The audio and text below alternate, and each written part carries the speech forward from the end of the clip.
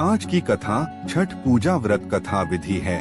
तो चलो कथा शुरू करते हैं, लेकिन उससे पहले कमेंट में जय श्री राम लिख दे और चैनल को सब्सक्राइब कर लें। सूर्य षष्ठी महात्म्य। भगवान सूर्य, जिन्हें आदित्य भी कहा जाता है, वास्तव एकमात्र प्रत्यक्ष देवता हैं। इनकी रोशनी से ही प्रकृति में जीवन चक्र चलता है। इनकी किरणों से ही धरती में प्राण का संचार होता है और फल, फूल, अनाज, अंड और शुक्र का निर्माण होता है। यही वर्षा का आकर्षण करते हैं और ऋतु चक्र को चलाते हैं। भगवान सूर्य की इस अपार कृपा के लिए श्रद्धा पूर्वक समर्पण और पूजा उनके प्रति कृतज्ञता को दर्शाता है। सूर्य षष्ठी या छठ व्रत इन्हीं आदित्य सूर्य भगवान को समर्पित है। इस महापर्व में सूर्य नारायण के साथ देवी षष्ठी की पूजा भी होती है। दोनों ही दृष्टि से इस पर्व की अलग अलग कथा एवं महात्म्य है। सबसे पहले आप षष्ठी देवी की कथा सुनिए। छठ व्रत कथा। एक थे राजा प्रियव्रत, उनकी पत्नी थी मालिनी। राजा रानी ने संतान होने से बहुत दुखी थे। उन्होंने महर्षि कश्यप से पुत्रेष्ठी यज्ञ करवाया। यज्ञ के प्रभाव से मालिनी गर्भवती हुई, परंतु 9 महीने बाद जब उन्होंने बालक को जन्म दिया तो वह मृत पैदा हुआ। प्रियव्रत इससे अत्यंत दुखी हुए और आत्महत्या करने हेतु तत्पर हुए। प्रियव्रत जैसे ही आत्महत्या करने वाले थे, उसी समय एक देवी वहां प्रकट हुई। देवी ने कहा, प्रियव्रत, मैं षष्ठी देवी हूँ। मेरी पूजा आराधना से पुत्र की प्राप्ति होती है। मैं सभी प्रकार की मनोकामना पूर्ण करने वाली हूँ। अतः तुम मेरी पूजा करो, तुम्हें पुत्र रत्न की प्राप्ति होगी। राजा ने देवी की आज्ञा मानकर कार्तिक शुक्ल षष्ठी तिथि को देवी षष्ठी की पूजा की, जिससे उन्हें पुत्र की प्राप्ति हुई। इस दिन से ही छठ व्रत का अनुष्ठान चला आ रहा है।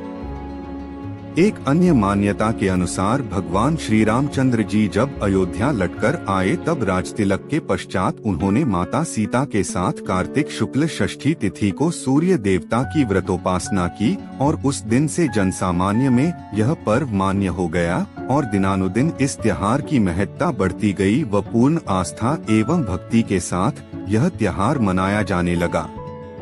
छठ व्रत विधि। इस त्योहार को बिहार, झारखंड, उत्तर प्रदेश एवं भारत के पड़ोसी देश नेपाल में हर्षोल्लास एवं नियम निष्ठा के साथ मनाया जाता है। इस त्योहार की यहाँ बड़ी मान्यता है।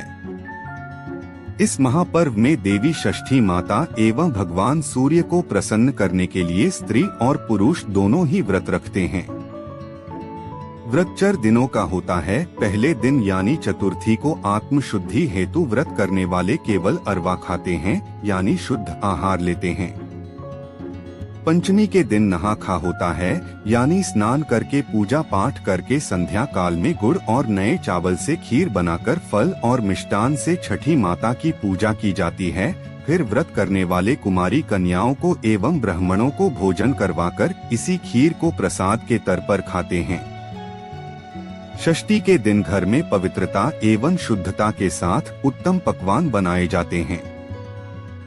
संध्या के समय पकवानों को बड़े बड़े बांस के डालों में भरकर जलाशय के निकट यानी नदी, तालाब, सरोवर पर ले जाया जाता है। इन जलाशयों में ईख का घर बनाकर उन पर दिया जलाया जाता है। व्रत करने वाले जल में स्नान कर इन डालों को उठाकर डूबते सूर्य एवं षष्ठी माता को अर्घ्य देते हैं। सूर्यास्त के पश्चात लोग अपने अपने घर वापस आ जाते हैं। रात भर जागरण किया जाता है। सप्तमी के दिन सुबह ब्रह्मा मुहूर्त में पुनः संध्या काल की तरह डालों में पकवान, नारियल, केला, मिठाई भरकर नदी तट पर लोग जमा होते हैं। व्रत करने वाले सुबह के समय उगते सूर्य को अर्घ्य देते हैं। अंकुरित चना हाथ में लेकर षष्ठी व्रत की कथा कही और सुनी जाती है।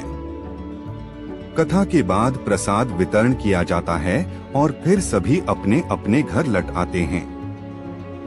व्रत करने वाले इस दिन पारायण करते हैं। इस पर्व के विषय में मान्यता यह है कि जो भी षष्ठी माता और सूर्य देव से इस दिन मांगा जाता है वह मुराद पूरी होती है। इस अवसर पर मुराद पूरी होने पर बहुत से लोग सूर्य देव को दंडवत प्रणाम करते हैं। सूर्य को दंडवत प्रणाम करने का व्रत बहुत ही कठिन होता है। लोग अपने घर में कुल देवी या देवता को प्रणाम कर नदी तट तक दंड देते हुए जाते हैं। दंड की प्रक्रिया इस प्रकार से है, पहले सीधे खड़े होकर सूर्य देव को प्रणाम किया जाता है, फिर पेट की ओर से जमीन पर लेटकर दाहिने हाथ से जमीन पर एक रेखा खींची जाती है। यही प्रक्रिया नदी तट तक पहुंचने तक बार बार दोहराई जाती है। अगर कहानी अच्छी लगी हो तो ऐसी और धार्मिक व रहस्यमयी कहानियाँ सुनने के लिए कमेंट करें और चैनल को सब्सक्राइब कर लें। आपके प्यार भरे कमेंट्स के लिए बेहद शुक्रिया। मिलते हैं अगली वीडियो में।